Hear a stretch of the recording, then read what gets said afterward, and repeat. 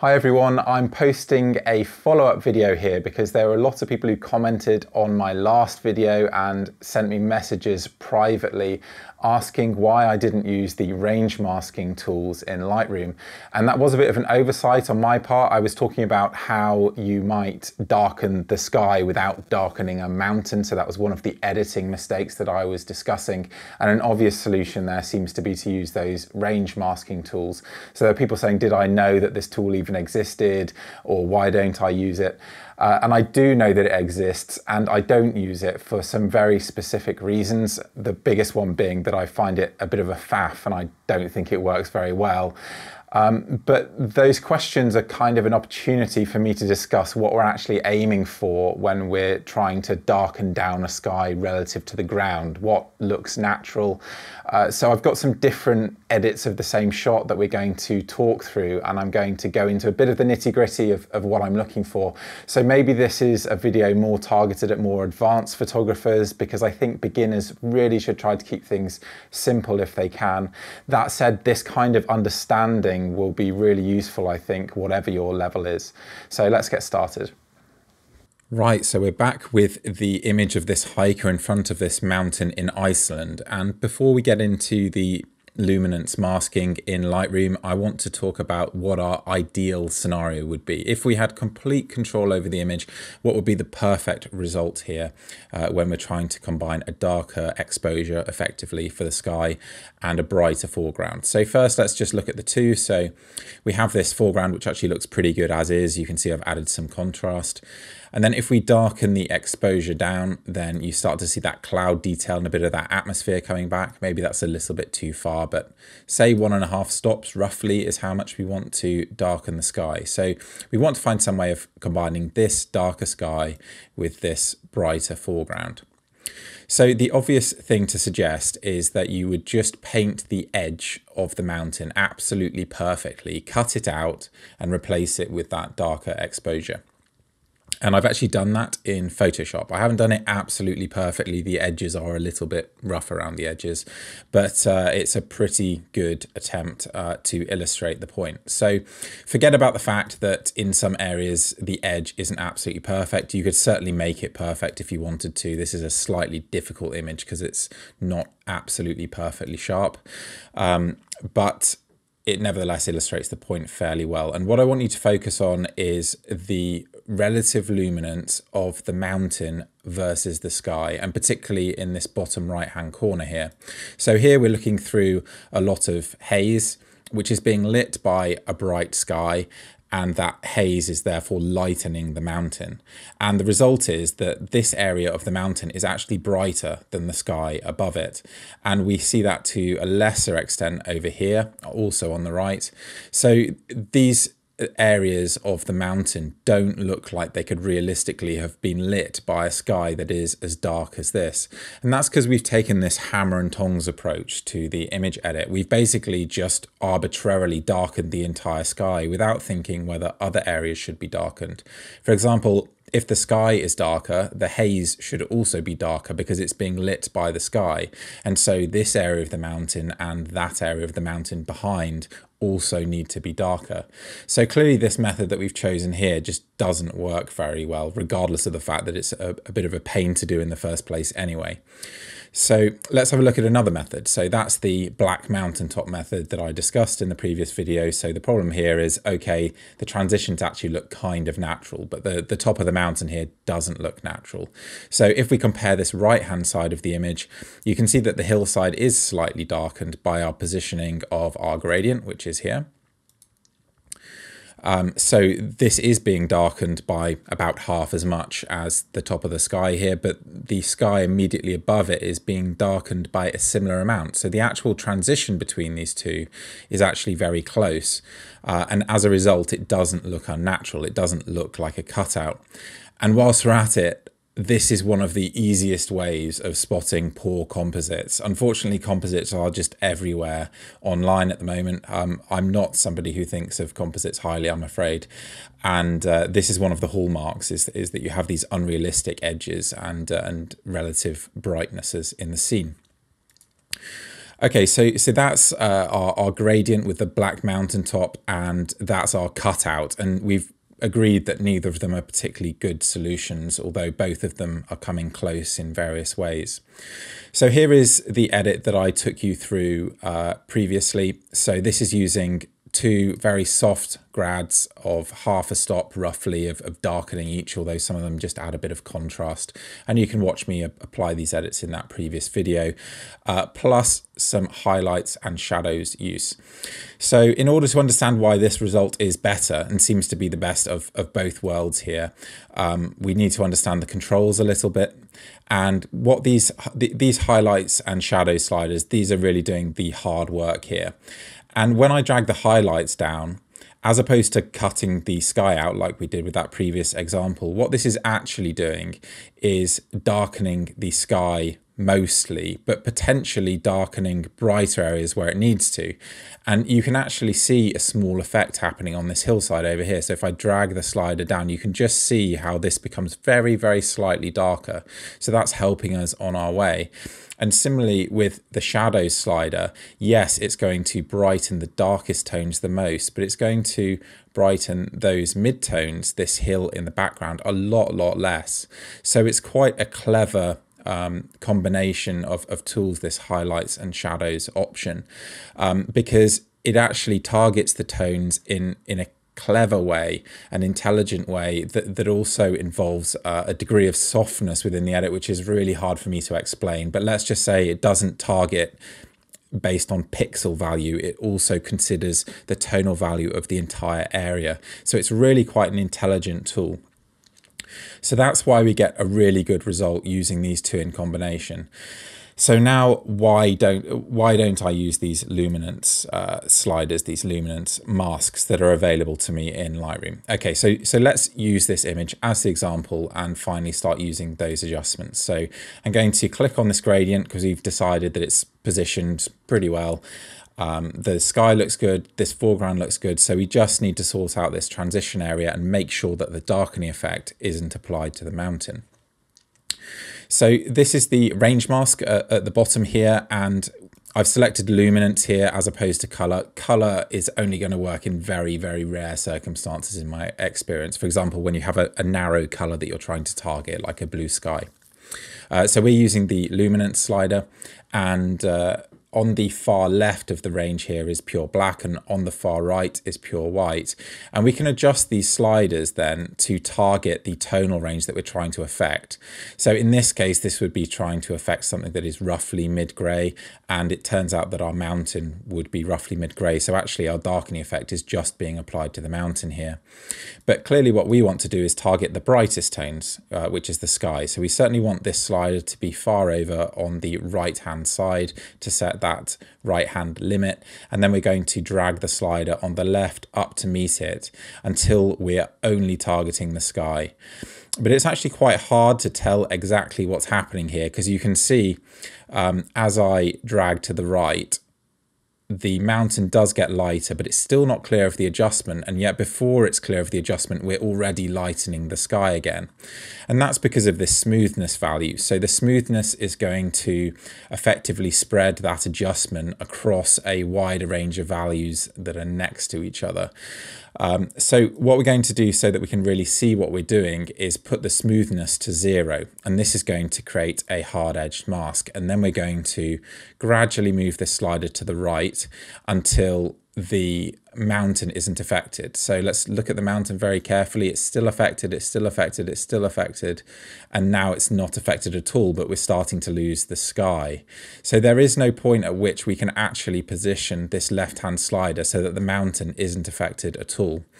So what some people would do is try to find some sort of compromise here. So you sort of push this slider up until you can kind of get away with it. So it is lighting the sky, but only a little bit. And maybe we've got away with it on the mountain. It's looking kind of okay. And we can try playing around with this smoothness just to soften things up a bit so that you can't see any weirdness going on.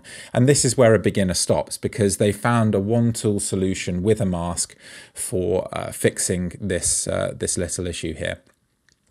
I look at this and I see exactly the same problems, but on a smaller scale that we had on our cutout method.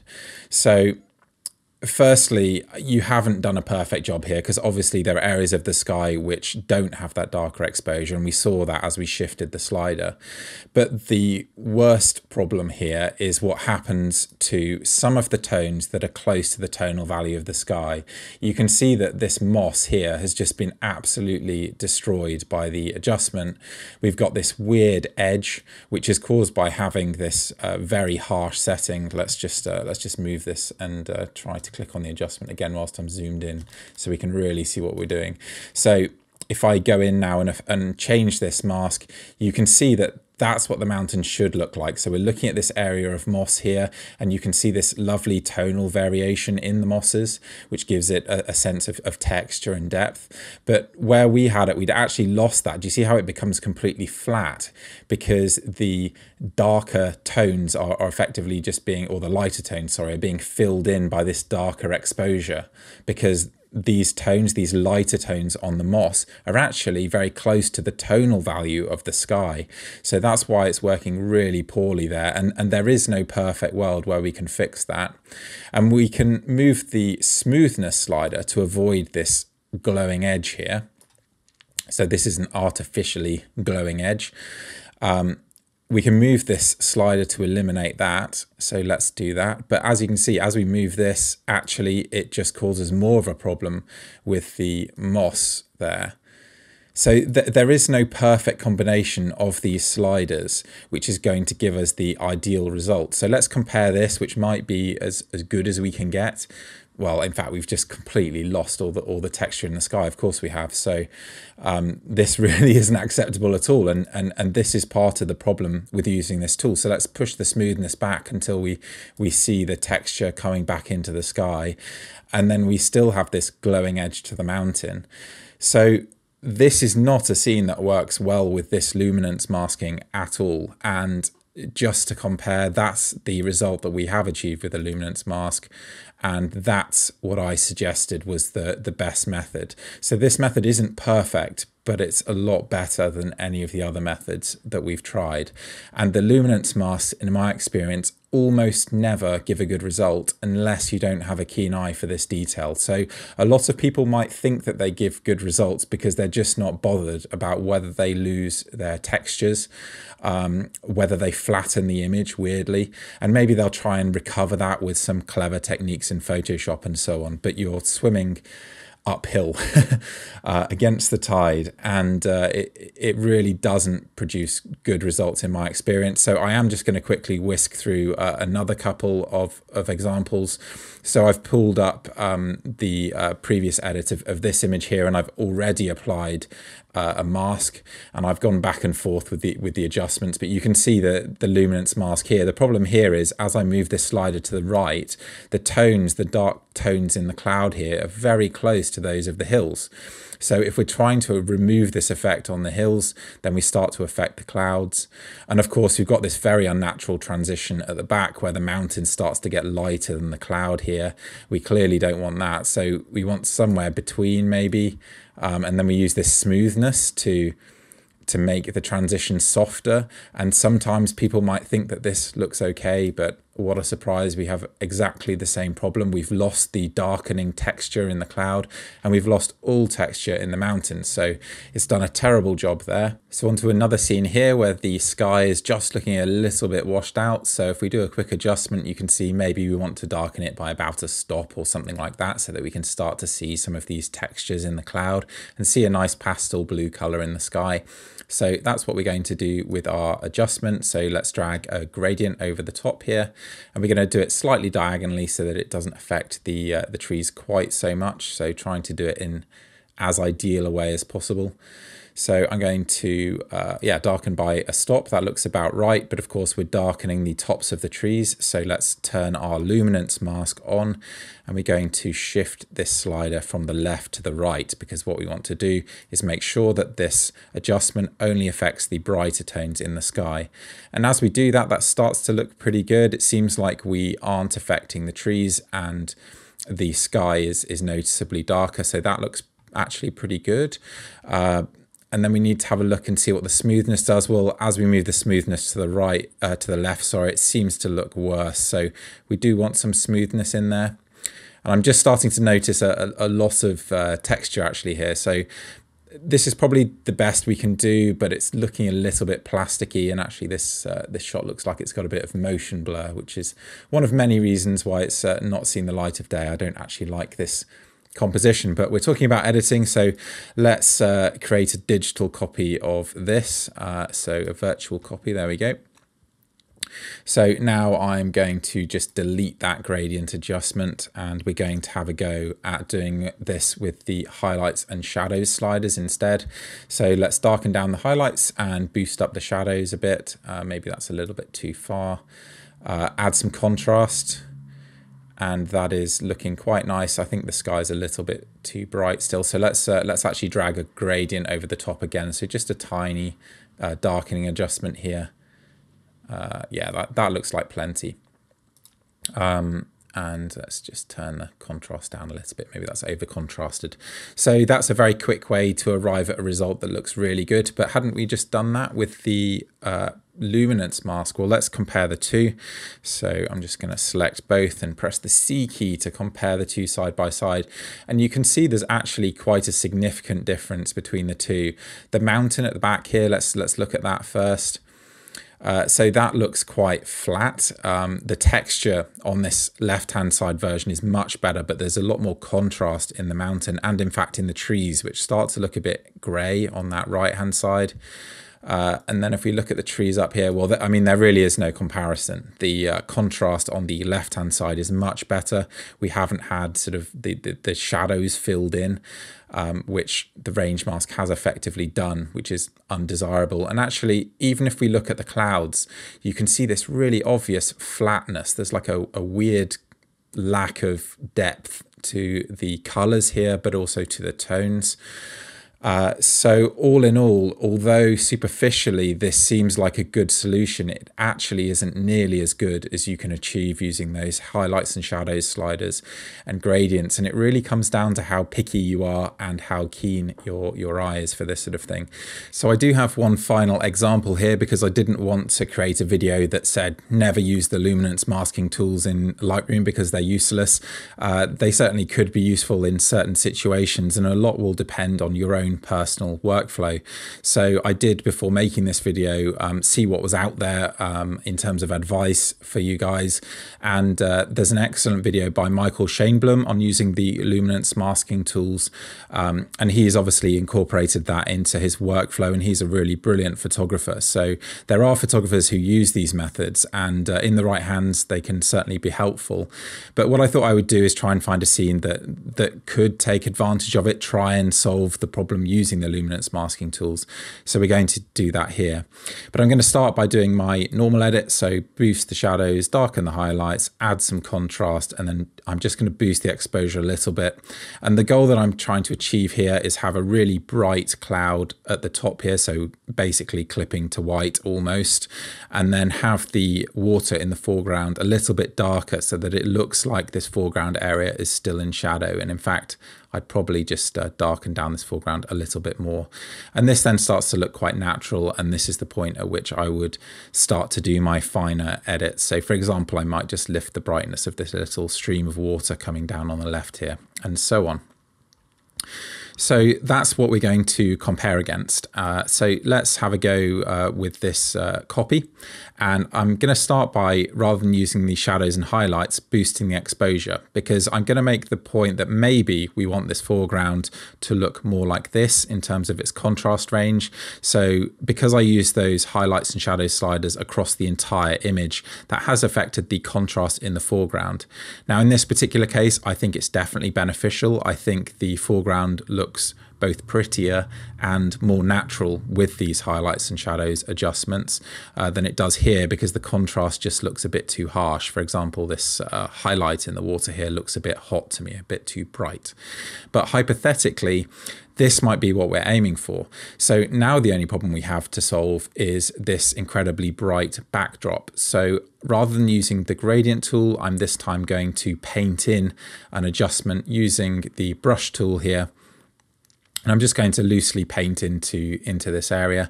And then one tip to make sure you've got everything is to do the adjustment to its absolute maximum, because then you can see I've missed an area of sky here, and we can just paint that in to make sure we've got absolutely everything. So first we're going to start just by doing a darkening adjustment. And remember, what we're trying to achieve is that this cloud here is close to white, but has a little bit of detail. And I think that this is about the change we need to make. So a bit over 2 stops of darkening.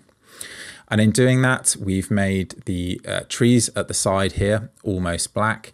So what we want to do is use the luminance masking tools to make sure that that doesn't happen. So I'm going to click on that adjustment again whilst we're zoomed in. And I'm going to create a luminance mask, and I'm going to shift this left slider up to the right so that we don't affect those shadow areas so much.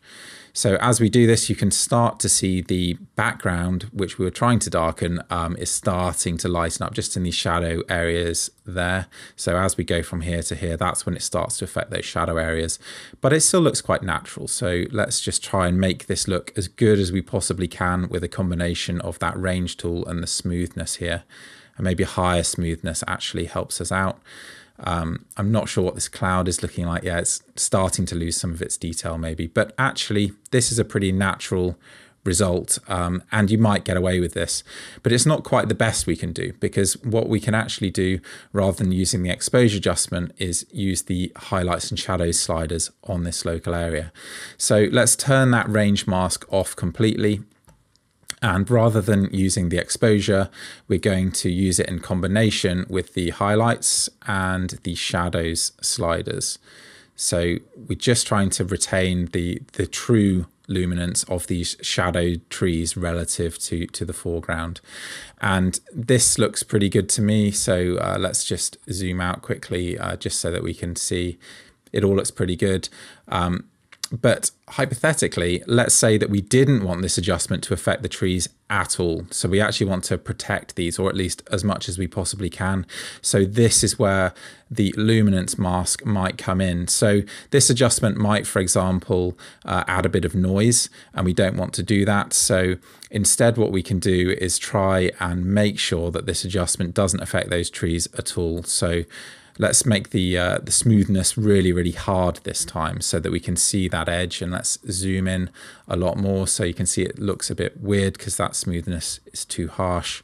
We're going to move it up so that it starts to soften a bit and make sure that this is really as localized as it can be in terms of just affecting the trees here. And I think that that is as good a result as we can possibly achieve using the luminance masking. And you can see that it actually has done a beautiful job. It's pretty much perfect.